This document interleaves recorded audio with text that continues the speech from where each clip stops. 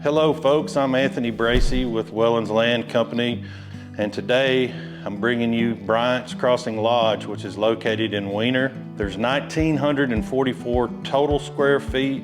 Of that, 1,650 is heated and cooled with a central unit. The heat is gas, so you don't have to worry about if you lose power during the winter, you're still gonna have heat of some sort. It sits on 1/3 of an acre and has city water. The power is supplied by Entergy. This building was custom built in 2025. On the outside, it looks like it is a barn door. This is all custom built. Everything in here is really nice. It's more like a home, but it was built for hunters. Everything's gonna stay fully furnished. He's gonna take a few mounts and a couple personal items, but besides that, you're gonna be able to walk in, sit your bag down, grab your waders and your gun, head out the door. You're within 25 minutes of Jonesboro, about the same from Newport, so the access is great.